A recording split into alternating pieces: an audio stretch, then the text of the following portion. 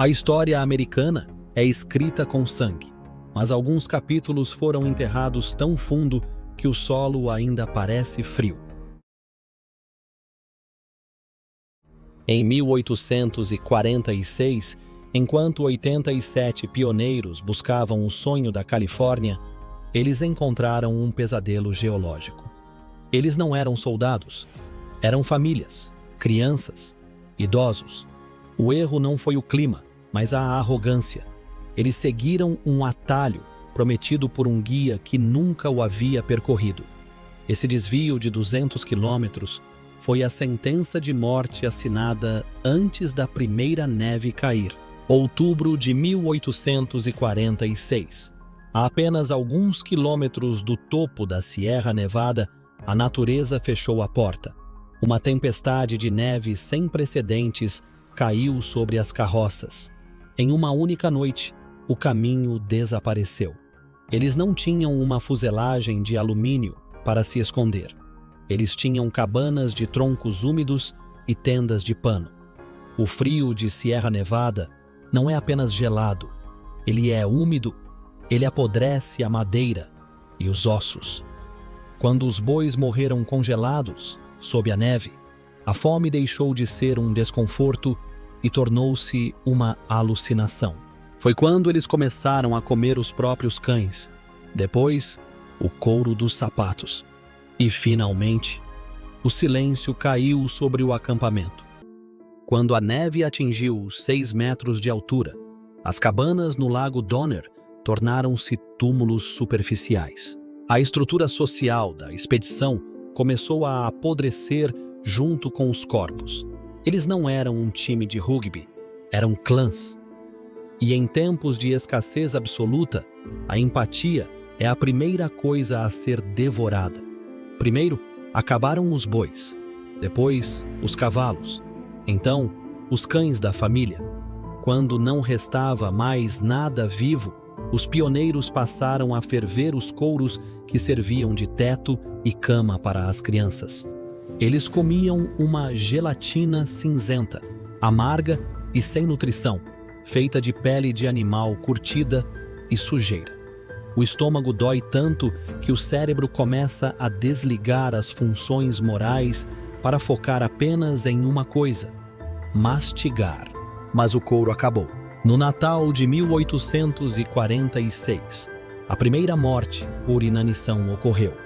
E aqui, a história da expedição Donner se torna um relato de horror clínico. Ao contrário dos Andes, onde os corpos eram preservados pelo gelo seco e puro, nas cabanas úmidas da Sierra Nevada, os mortos estavam ao lado dos vivos, separados apenas por alguns trapos. A decisão não foi um pacto coletivo, foi um ato de desespero individual. Patrick Breen anotou em seu diário com uma frieza aterrorizante. A senhora Murphy disse que pensava em comer o corpo de Milt. Eles começaram pelos mortos que não tinham laços de sangue com o grupo, mas logo a fome derrubou os muros da família. Mães foram forçadas a cozinhar para manter os filhos vivos, enquanto usavam a carne daqueles que, semanas antes, eram seus companheiros de viagem. Eles rotulavam os pedaços de carne com nomes para garantir que ninguém comesse o seu próprio parente por engano. O nível de desumanização era total. Dentro das cabanas, o ar era irrespirável. O cheiro de corpos em decomposição, fumaça de madeira verde e excrementos humanos criava uma atmosfera de pesadelo. Muitos enlouqueceram.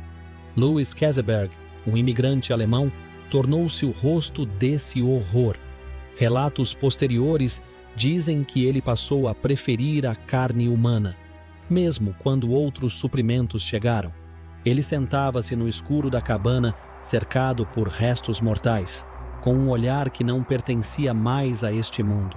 A expedição Donner provou que, sob pressão suficiente, a civilização é apenas uma pintura fina sobre uma parede de instintos selvagens. Eles não estavam apenas sobrevivendo. Eles estavam sendo desconstruídos pela montanha.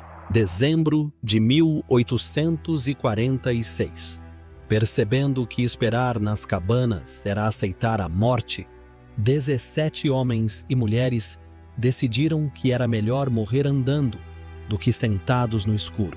Eles criaram raquetes de neve improvisadas e partiram para o que chamaram de Forlorn Hope, a esperança perdida.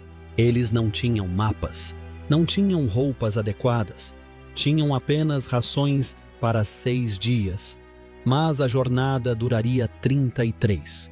No terceiro dia, a cegueira da neve começou a queimar suas retinas. No sexto dia, a comida acabou. No nono dia, a tempestade os pegou. Eles se amontoaram sob um cobertor, enquanto a neve os cobria vivos por 2 dias inteiros.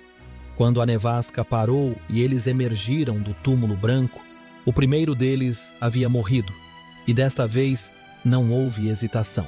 A fome na esperança perdida atingiu um nível de crueldade que faria os sobreviventes dos Andes estremecerem. Para evitar o peso psicológico de comer alguém conhecido, o grupo sugeriu um duelo. 2 homens deveriam lutar até a morte para que os outros pudessem viver. Ninguém teve força para levantar a arma. Então, eles decidiram esperar. Mas a morte não vinha rápido o suficiente. O que se seguiu foi uma carnificina silenciosa. Eles cortaram a carne dos mortos, evitando olhar para os rostos de seus amigos, e a assaram nas brasas de uma pequena fogueira. Mas havia 2 membros do grupo que eles se recusavam a tocar: Salvador e Luiz, 2 guias indígenas que haviam se juntado a eles para ajudar. Por quê? Porque na mente distorcida daqueles pioneiros, o racismo ainda sobrevivia à fome, mas o instinto animal não conhece ideologia. Quando o grupo ficou sem carne novamente, eles caçaram Salvador e Luiz como animais na floresta. Foi o primeiro e único caso de homicídio direto para consumo na história da expedição. O limite entre sobrevivente e predador havia sido apagado para sempre. Dos 17 que partiram, apenas 7 chegaram ao assentamento na Califórnia. Eles pareciam esqueletos cobertos de pele queimada pelo sol e pelo frio. Suas bocas estavam manchadas de sangue e seus olhos estavam vazios.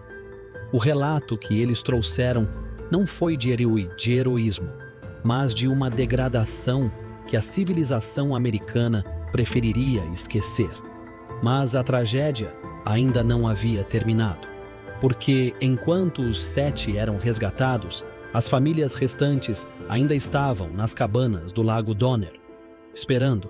E o que os resgatistas encontrariam lá semanas depois desafiaria a sanidade de qualquer homem. Quando as equipes de resgate finalmente alcançaram o Lago Donner em fevereiro de 1847, o que encontraram não foi um acampamento de sobreviventes, mas uma necrópole a céu aberto. O silêncio da montanha era interrompido apenas pelo som do vento cortante entre os pinheiros. Os resgatistas veteranos de guerra e homens rudes da fronteira vomitaram ao entrar nas cabanas. O cenário era uma afronta à natureza humana. Corpos mutilados estavam espalhados pelo chão, misturados a utensílios de cozinha, e ossos humanos haviam sido serrados e polidos para a extração do tutano. Louis Keseberg, o último homem a ser resgatado, foi encontrado sentado sozinho, cercado por restos mortais, e uma panela de carne humana fresca fervendo no fogo, mesmo havendo carne de boi preservada no gelo a poucos metros de distância. A montanha havia feito mais do que tirar a carne de seus ossos, ela havia devorado suas almas. Dos 87 pioneiros que partiram com sonhos de prosperidade, apenas 47 restaram para contar a história. Mas o relato nunca termina com o resgate. Os sobreviventes foram marcados para sempre, carregando o estigma do canibalismo como uma cicatriz invisível.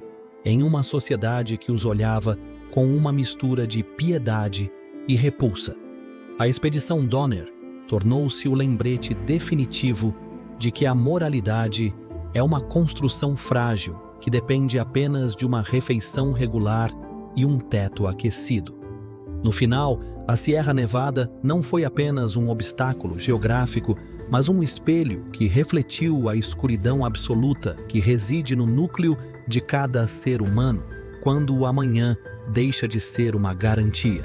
Este foi o relato da expedição que tentou conquistar o Oeste, mas acabou sendo conquistada pelo abismo.